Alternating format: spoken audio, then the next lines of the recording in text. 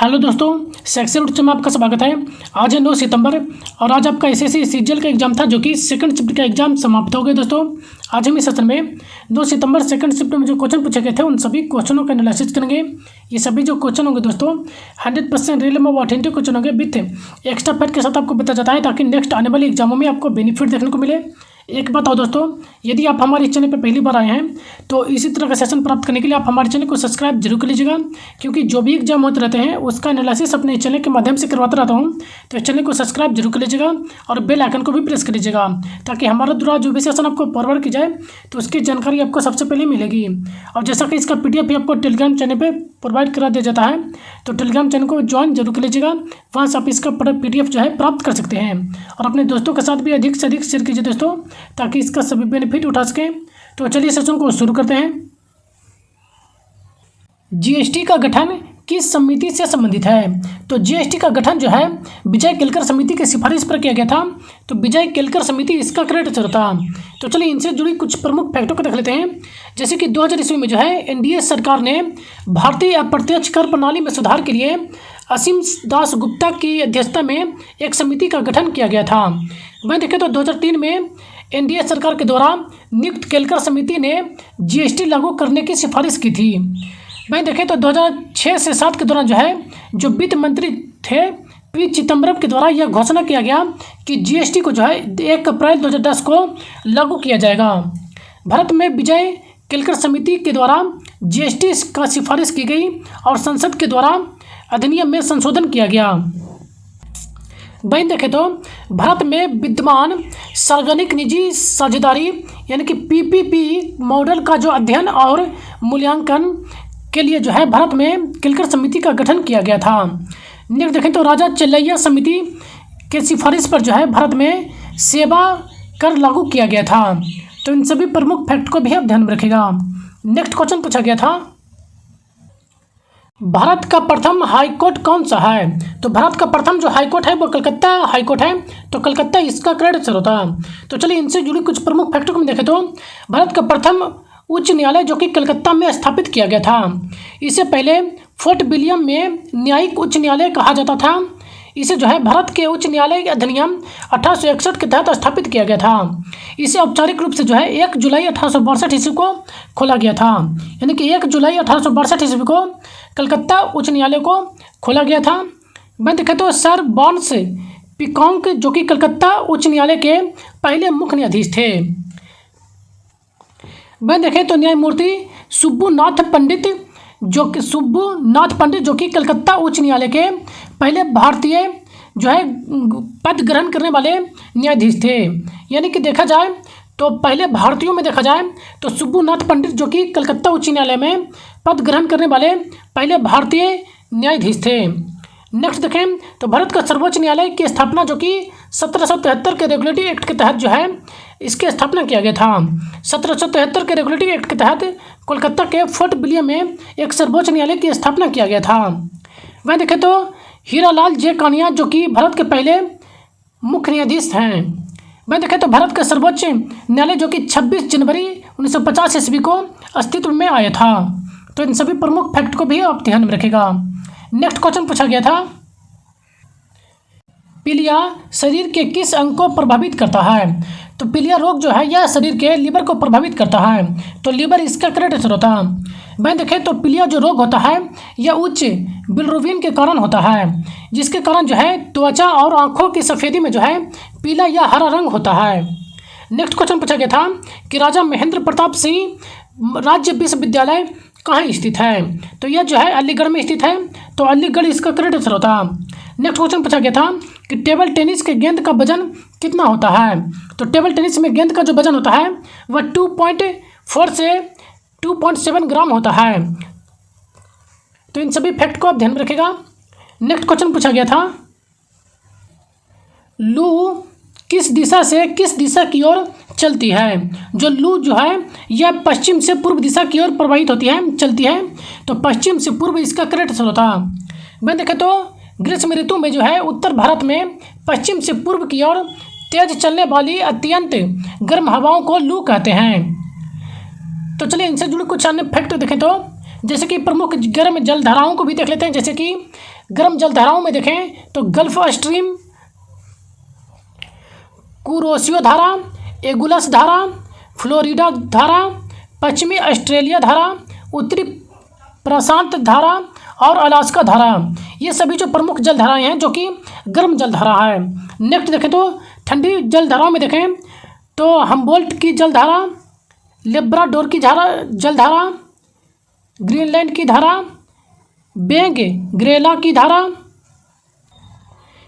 Kuril की धारा, California की धारा, फॉकलैंड की धारा, अखोस्टक की धारा और कनारी की धारा, ये सभी जो प्रमुख धाराएं हैं जो कि ठंडी जल धाराएं हैं। तो इन सभी फैक्ट को भी आप ध्यान में रखिएगा। नेक्स्ट क्वेश्चन पूछा गया था, सूर्य देव की पूजा किस त्योहार में किया जाता है? तो सूर्य देव की पूजा जो है छठ पूजा के दौरान किया जाता है। तो छठ पूजा इसका करेक्ट आंसर होता।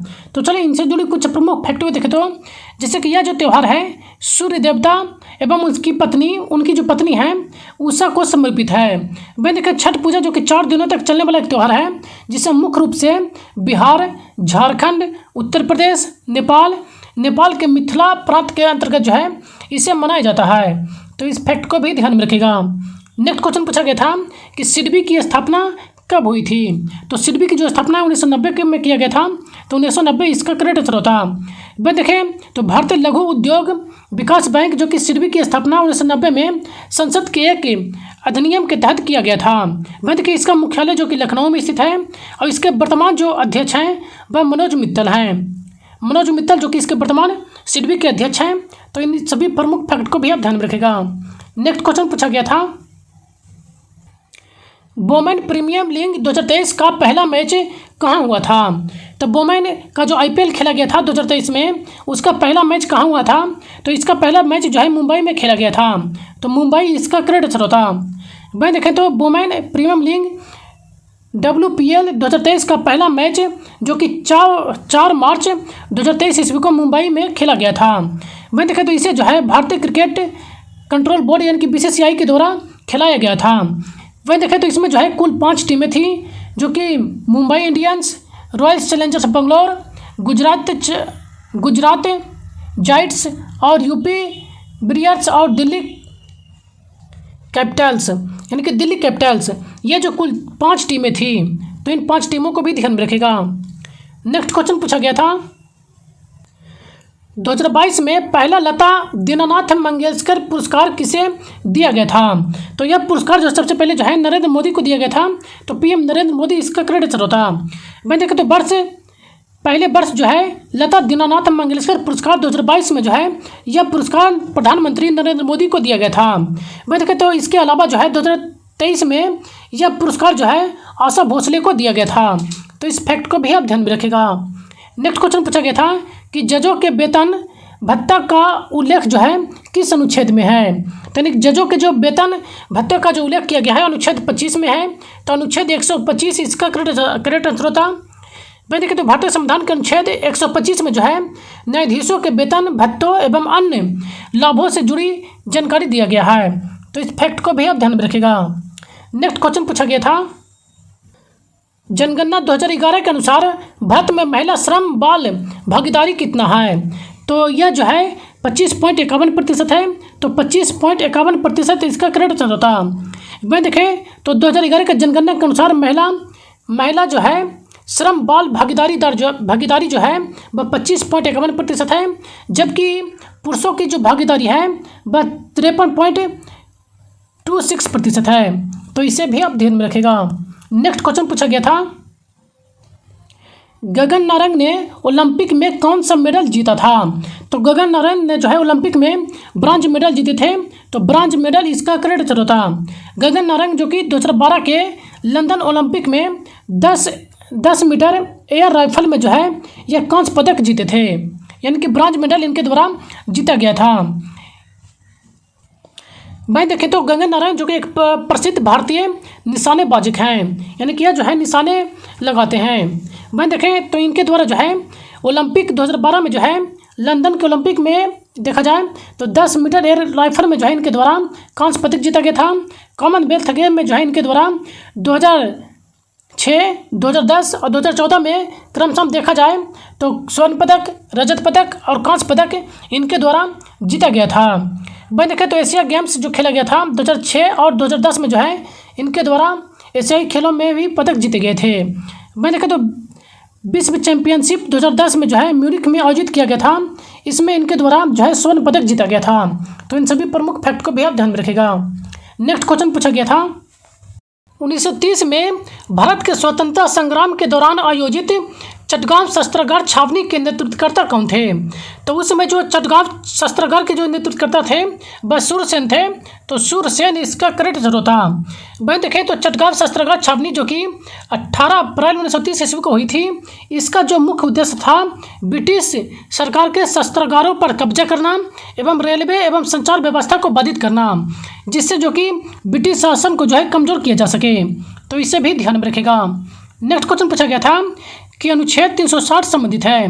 तो अनुच्छेद 360 जो कि वित्तीय आपातकाल से संबंधित है, तो वित्तीय आपातकाल इसका करेक्ट आंसर होता। मैं देखें तो भारतीय संविधान के अनुच्छेद 360 जो कि वित्तीय आपातकाल से जुड़ी नियमों का जिक्र करता है। वहीं देखें तो अनुच्छेद के मुताबिक राष्ट्रपति वित्तीय आपात की घोषणा कर सकते हैं अगर यदि राष्ट्रपति को यह लगता है कि भारत या भारत के किसी हिस्से में जो है वित्तीय संतुलन खतरे में है, तो जो है अनुच्छेद 360 के तहत वित्तीय आपात की घोषणा जो है राष्ट्रपति कर सकते हैं। जबकि वैसे देखा जाए तो भारत में अभी तक जो है एक भी वित्तीय आपात लागू नहीं किया गया है। तो इन सभी प्रमुख फैक्ट को भी ध्यान में रखिएगा।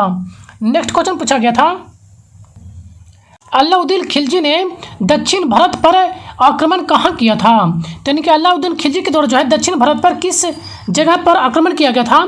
तो अलाउद्दीन खिलजी के द्वारा जो है देवगिरी पर यह आक्रमण किया गया था। तो देवगिरी इसका करेक्ट आंसर होता। वहीं देखें तो अलाउद्दीन खिलजी जो कि दक्षिण भारत पर आक्रमण की शुरुआत जो है देवगिरी से शुरू किए थे। वहीं देखें तो देवगिरी जो कि वर्तमान में महाराष्ट्र में स्थित है। अलाउद्दीन खिलजी जो कि 1296 ईस्वी में दिल्ली की गद्दी पर बैठे थे और इन्होंने जो है 1294 ईस्वी में पहला आक्रमण देवगिरी पर किए थे। अलाउद्दीन खिलजी जो कि 1296 से लेकर 1316 तक दिल्ली की सल्तनत पर शासन करते हैं। वहीं देखें तो ये जो है दिल्ली सल्तनत के दूसरे शासक थे।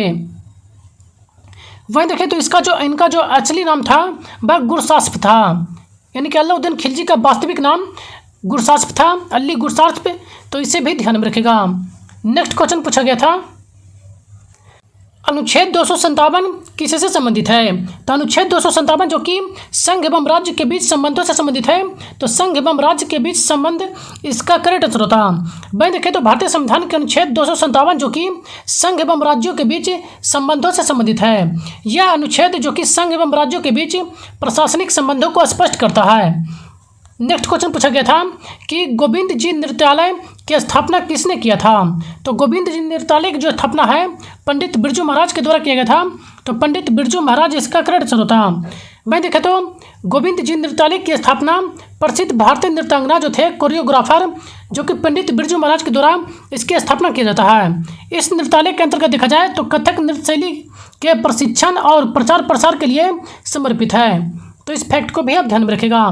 तो आज का ये लास्ट क्वेश्चन है दोस्तों।